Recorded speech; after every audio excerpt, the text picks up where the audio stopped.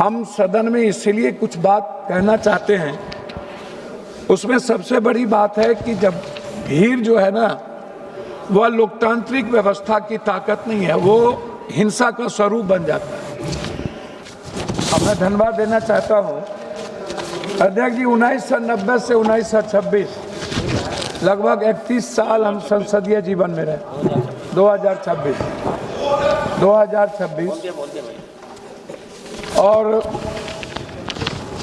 लगातार कई ऐसे स्पीकर के साथ संवाद और संवैधानिक दायित्व और सहमति के साथ ऊंचे आदर्श और नैतिक मूल्यों के साथ सोमनाथ दादा, संगमा जी, बाल योगी जी, जाखड़ साहब, कई ऐसे मीरा जी के, और फिर अभी जो हमारे स्पीकर महोदय हैं,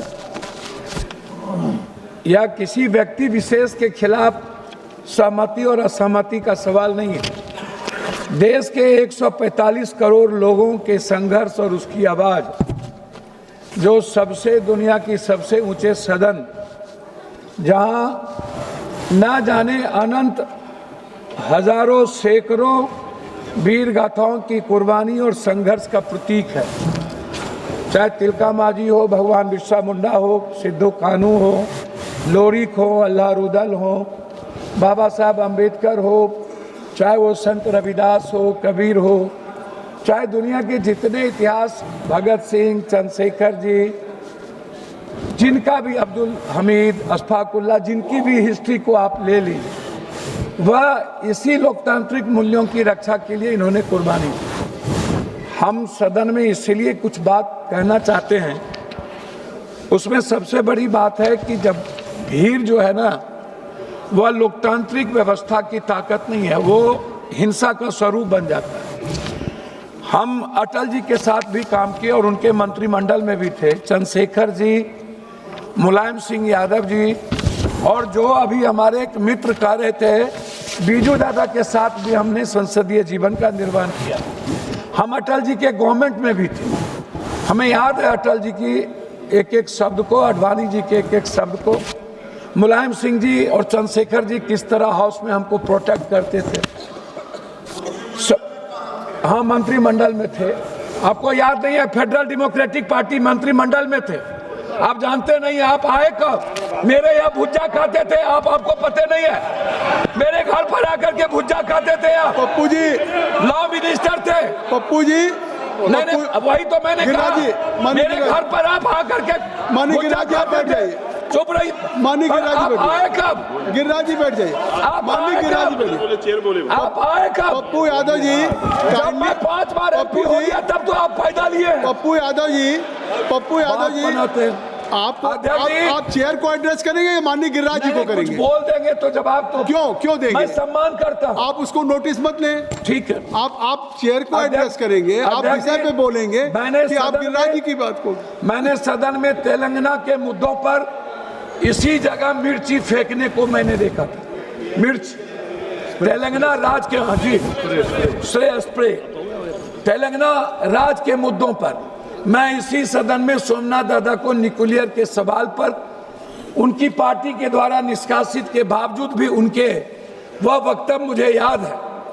मुझे बाल योगी जी का वो वक्तव्य याद है जिसमें एक वोट से जब सहमति नहीं हो रही थी और कहा गया था कि जरूरी नहीं है कि इन आर्टिकल के तहत आप वोटिंग ना कराएं, बाल योगी जी बिल्कुल अटल हो गए और उन्होंने उस आर्टिकल के तहत वोटिंग करवाया गया और फिर अटल जी एक वोट से उस वक्त यहाँ पर मौसम गिर गया। तो आज क्या राय है आपकी? अब आप हमें एक बात बताइए, अटल जी ने स्वीकार किया, जो भी सदन के चेयर पर थे उन्होंने हमेशा नैतिक मूल्यों को और संवैधानिक दायित्व का विराट रूप से उन्होंने सहमति दी।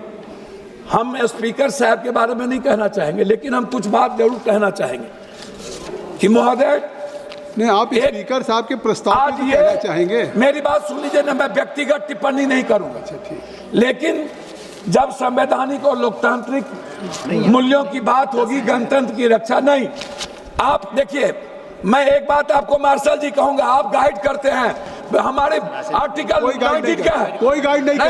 आर्टिकल 19 क्या है? ये क्या बात है?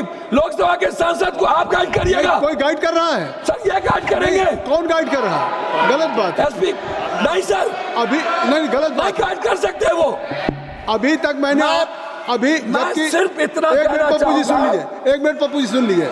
आसन को ये गाइड नहीं करेंगे। पप्पू यादव जी आप सुन लीजिए, 3 मिनट का समय था जबकि 5 मिनट हो गए, तब भी मैंने अभी बैठने नहीं कहा।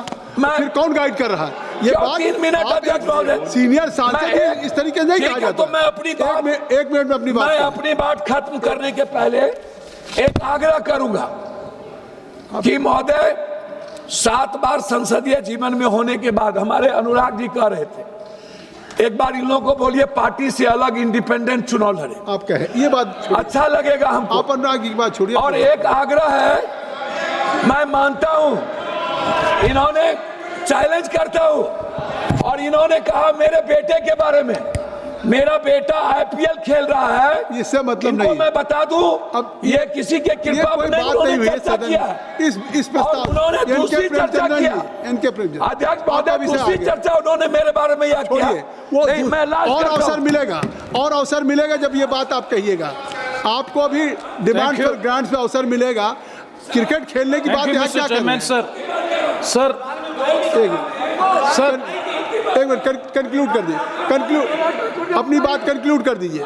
कि आडवाणी जी एक थे, हाँ, conclude। लेकिन जब भी कोई प्रतिनिधित्व करने का मौका था तो अटल जी को सिंगल होने के बाद सदन और सत्ता पक्ष उनको मौका देते थे।